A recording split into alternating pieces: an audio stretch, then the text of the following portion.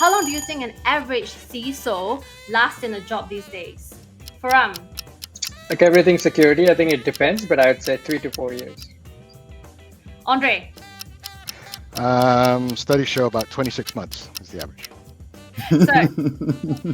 Whatever it was, it definitely changed for the last 2 years. So let's see in the future what the new number is. Okay. What do you think is the most common factor that causes a CISO to quit? Andre. Job stress level. Faram. Misalignment with senior leadership. Sergey. Company culture and the way they treat stress. Yeah. Hi everyone, my name is Shamin Tan. Welcome to the Sekuro Talkshow, and I have with me 3 CISOs from different industry sectors here today to give us a few sound bites about what they think about the longevity of the CISO. So we're going to address the first question. We spoke of a few factors earlier. Any tips of how CISOs can adjust certain things in their lifestyle or their work behaviors to help with job fulfillment and longevity? Okay, well, I think CISOs are humans too, although they have a lot of responsibility, and it's a very complex job, and every company has different requirements for the CISOs as well, because they have different tech stacks, different crown jewels to guard, different privacy laws to abide to. I think in general, try to get your life balanced, because there is a lot of stress. There's a lot of things you can do yourself. Balance your life. Yes, thank you. And learn how to say no. Very important skill. Yes. What about you, Andre? With regards to managing your stress, definitely I think that's one of the key burnout factors for CISOs these days, because the expectations on CISOs continue to rise. Not only are we now required to be a deep tech subject matter expert, but we're also practically expected to be MBAs as well, because we now have to talk business strategy and be aligned with business strategy. And in fact, the expectation is continuing to grow that we will help drive business strategy from a cybersecurity perspective. Right? It is another risk to be managed. So I think that, as expectations continue to rise, the scope also continues to increase in terms of areas that we're expected to cover and interact with. So it's not just about preventing the breach anymore, but very much about understanding fully what your company does from a business perspective. Customer engagement is becoming another part of a CISO's new things to take care of. So there's more responsibility being added. The expectations continue to. They definitely don't drop off. And cybersecurity, it's a 24/7, 365 job. So you're never really disengaged or disconnected, not fully.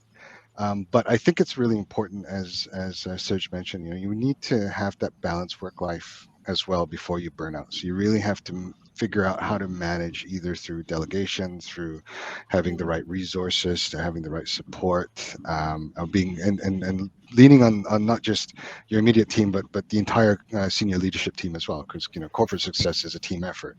So These are some of the strategies I would propose. Excellent. Faram. Couldn't agree more with Serge and Andre. I do think it's on one hand an incredible time for everybody to be in cybersecurity, especially the CISO, considering as Andre mentioned, security for the first time or finally has now become a true business discipline. You could truly see, as the digital transformation, as the business strategy is put out there, how important trust is to every business's just value proposition to their customers. And in that sense, I think the CISO has a very important responsibility to, one, understand and accept the fact that they can't control everything. On the other hand, they have to, as Andre mentioned, understand that they do have a responsibility from a external customer stakeholder management perspective as to how does that trust that the company wants to convey, either through product or services, is maintained.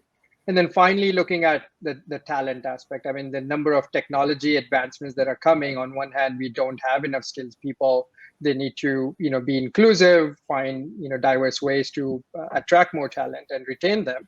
on the other hand, also realize that it is a 24/7, 365 job, and stress is a very important aspect of it. And how do you, as a leader, try and keep the environment where, while you're dealing with incidents on one hand, on the other, you do have some, sort of relaxation, engagement, career learning opportunities, and so on and so forth. So I think overall, I would say, accept that you can't control everything, start becoming a business enabler, and then continue taking care of the team like your job actually depends on them.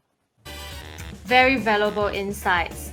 And gone are the days where we're looking at traditional CISOs. Now the modern day CISOs, there's a lot of things to look after, different aspects. Think about the business. It's not just about technology, management of their staff, and having empathy as well. There's so many different things to look at. So it's really a balancing act, and at the same time, they have to look after their own mental health, right? So what are ways, because the CISO role is very important, what are other ways that organization can help provide that support for their CISOs so that they can execute their strategy more effectively? Serge. Well, that's interesting. I think your CISOs are highly valuable, and it's difficult to find a good one. And the companies should try maybe harder to retain their CISOs. That's a good one. One factor that people in general leave their role is frustration. And I think the company can do a lot to prevent that. As we already said, CISOs have a way more broader scope than we used to have maybe even 10 years ago. Following the herd is just not good enough anymore. You need to give your CISO more space. Give him space, vertical and horizontal, and give him everything he needs to do the job right, because we want to do the job right. We want to train our teams and make sure that we do something useful to the company and contribute. But if your hands are tight, then frustration kicks in, and then it gets tense. And the other point I think is very important. Make sure that your CISO has quality leadership above him, so you don't have to fight that leadership as well, egos, whatever's happening up there. Just make sure that he's just fighting one battle and don't create an extra front. I'm sure people will recognize this. Yeah, there's a lot of stories that already come to mind. Andre, anything else you want to add? To bookend to Serge's comments in terms of getting the right support, right, having those strong personal relationships. I think let me turn it around and give it from the perspective of advice to new CISOs or someone who's being offered a CISO position, or even an in-house grown CISO. Before you take on the role, I think it's important to understand, first of all, what is the cybersecurity culture that you're either walking into or are expected to lead, right? What is the company's appetite for security? What does success actually look like? What are you going to be expected to do? I think all of this is really important to know before you step into the role. Other things that you might want to also ask yourself, and maybe have a conversation with your board or CEO, is what kind of support can you expect to achieve this? And talking about the CEO board, like, it's also important to understand, who do you report to? Is it the CEO of the board, and hopefully it's not the head of IT, like years past, and still surprisingly still exists in a lot of companies. We know the drawbacks of that. I think it's having that, knowing what you're getting into is going to be helpful, because that way you're not ambushed by unexpected or unreasonable expectations. Right? You're at least you have an expectation of what kind of support you will have to achieve your goals. Yeah, that's very important, and that's a whole big topic by itself. Even the reporting lines of the CISO, so that maybe is something we have to revisit for the next show. So thanks very much for sharing that, Andre. Forum, do you want to end off with anything? I think I'll just summarize everything that my esteemed colleagues have mentioned in three things that the companies can do. One is culture, hire people who fit into your culture, whatever that culture is. Second, I do think compensation is an important aspect. It's been changing quite a bit. The importance, the relevance of what CISOs bring to your overall value proposition to the company is changing, and they do need to be compensated fairly. And the last is the community. Forums like these, it is extremely important for CISOs to find not necessarily a shoulder to cry on, but ability to understand, to learn from others' mistakes, to see what's going on, and to be able to adapt rather quickly. So yeah, I'd say culture, compensation, and community. Excellent. Thank you so much for sharing that. I totally agree. Yeah, because you definitely can't, the role of a CISO is so essential and crucial, and it's hard to do that alone. But it's easier when you can leverage off other advocates within an organization, at the same time knowing that you can go to other CISO peers within a community. So that's a fantastic way to end this. And yeah, that's all we have. Thank you so much for Andre, Serge, for taking time to be on this show. And thank you everyone for tuning in and listening to the Sekuro Talk Show. We'll see you at the next one. Thanks, Shamin. That was fun. I had so much more to say. We need to do another one. Yeah. we need to do a part 2. Too short, way too short. Yeah.